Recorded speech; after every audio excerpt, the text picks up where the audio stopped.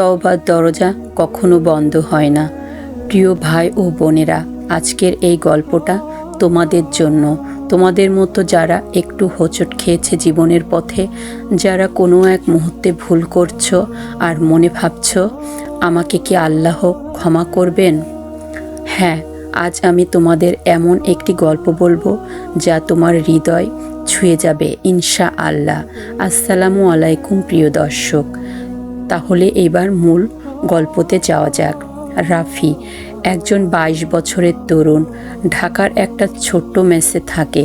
বাবা গ্রামে কৃষক, স্বপ্ন একটাই ভার্সিটি পাশ করে বাবার মুখে হাসি ফোটানো, কিন্তু শহরের ঝলমলে আলোটাকে টেনেছিল অন্ধকারে।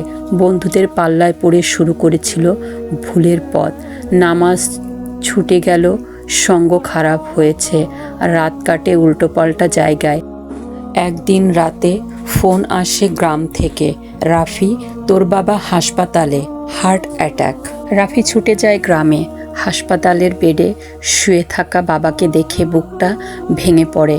বাবা কাপা হাতে ছেলের হাত ধরলেন, বললেন, বাবা আমি জানি না আর কতদিন আছি, তোকে শুধু একটাই কথা বলতে চাই, আল্লাহকে ভুলিস না। যতই ভুল করিস, তওবা করিস, আল্লাহ মাফ করেন। রাফির চোখ ভিজে যায়। বাবা চলে যায় সেই রাতেই।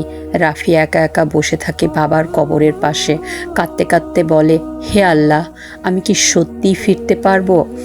আমার মতো পাপী কি তুমি মেনে নেবে? প্রিয় বন্ধু, রাফির সেই প্রশ্নের উত্তর আল্লাহ নিজেই দিয়েছেন পবিত্র কোরআনে। আল্লাহ তাআলা বলেন, হে আমার বান্দারা, যারা নিজেদের উপর সীমা লঙ্ঘন করেছ, আল্লাহর রহমত থেকে নিরাশ হয়েও না। সূরা জুমার আয়াত 53। ভাই, তুমি যদি মনে করো তোমার গুনাহ অনেক বড়, আল্লাহর রহমত তার চেয়ে অনেক বড়। রাসূল সাল্লাল্লাহু আলাইহি ওয়াসাল্লাম বলেছেন, আল্লাহ তাআলা রাতের বেলায় তার হাত প্রসারিত করেন যাতে দিনের পাপী তওবা করতে পারে, আর দিনের বেলায় প্রসারিত করেন যাতে রাতের পাপী তওবা করতে পারে। মুসলিম শরীফ। সুবহান আল্লাহ, আল্লাহ কতটা মহান, রহমানুর রহিম, যে প্রতিটি রাত, প্রতিটি দিন তিনি তোমার ফেরার অপেক্ষা করছেন।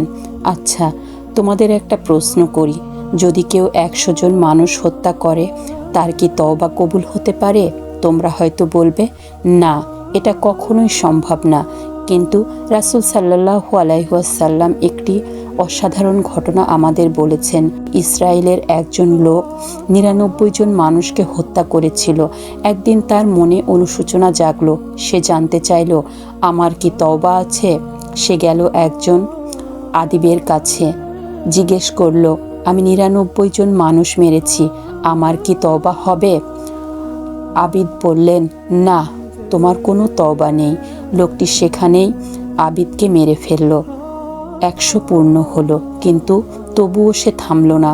এবার গেল একজন আলেমের কাছে, বলল, আমি 100 জনকে মেরেছি, আমার কি তওবা কবুল হবে? আলেম বললেন, হ্যাঁ, তওবার পথ কে বন্ধ করবে? কিন্তু এই গ্রাম ছেড়ে যাও, কারণ এখানে পাপের পরিবেশ আছে। অমুক গ্রামে যাও, সেখানে নেক মানুষ আছে। লোকটি রওনা হলো সেই গ্রামের দিকে, কিন্তু পথের মাঝখানেই মৃত্যু এসে গেল। এখন আসমানের ফেরেশতারা বিবাদ করলেন। রহমতের ফেরেশতারা বলছেন, এ তওবা করেছিল, আর আযাবের ফেরেশতারা বলছেন, কোনো নেক কাজ করেনি। আল্লাহর আদেশের ফয়সালা হলো, তার শরীর পরিমাপ করো, সে যে গ্রামের দিকে মুখ করে আছে সে অনুযায়ী ফয়সালা হবে। পরিমাপে দেখা গেল সে নেক গ্রামের দিকে একটু বেশি এগিয়ে গিয়েছিল। আল্লাহ তাকে মাফ করে দিলেন। বুখারী ও মুসলিম শরীফ। রাফি সেই রাতে বাবার কবরের পাশে বসে কাঁদছিল। তার মাথায় ঘুরছিল বাবার শেষ কথা, আল্লাহ মাফ করেন। সে ফোন বের করলো। একটা ভিডিওতে একজন আলেম বলছেন, তওবা মানে শুধু কান্নাকাটি না, তওবা মানে ফেরা, গুনাহ ছেড়ে দেয়া, আল্লাহর দিকে মুখ করা আর নতুন করে শুরু করা। রাফি উঠে দাঁড়ালো। সে অজু করলো, প্রথমবারের মতো বহুদিন পর নামাজ পড়ল। সিজদায় পড়ে শুধু বলল, আল্লাহ, আমি ফিরে এসেছি, আমাকে নেবে? সেই মুহূর্তে রাফির বুকের ভিতর এক অদ্ভুত শান্তি এলো। সেটাই ছিল আল্লাহর জবাব। প্রিয় ভাই ও বন্ধুরা, রাফির গল্প থেকে আমরা 3টি বড় শিক্ষা পাই। প্রথমত, তওবার কোনো সীমাবদ্ধ নেই। তুমি যত বড় গুনাহই করো না কেন, যতক্ষণ তোমার শেষ নিঃশ্বাস না পড়ছে, তওবার দরজা ততক্ষণ খোলা আছে। দ্বিতীয়ত, পরিবেশ পরিবর্তন করো। আলেম বলেছিলেন, খারাপ পরিবেশ ছাড়ো। আজকের যুগে এর মানে খারাপ বন্ধু সরাও, ক্ষতিকর সোশ্যাল মিডিয়া ছাড়ো, ভালো সঙ্গ খোঁজো। তৃতীয়ত, নিয়ত যদি সত্যিকারের হয় আল্লাহ পথ দেখান। সেই লোকটা মাত্র কয়েক কদম এগিয়েছিল, আল্লাহ তাকে মাফ করে দিয়েছিল। তোমার নিয়ত সত্যি হলে আল্লাহর রাস্তা বানিয়ে দেবেন।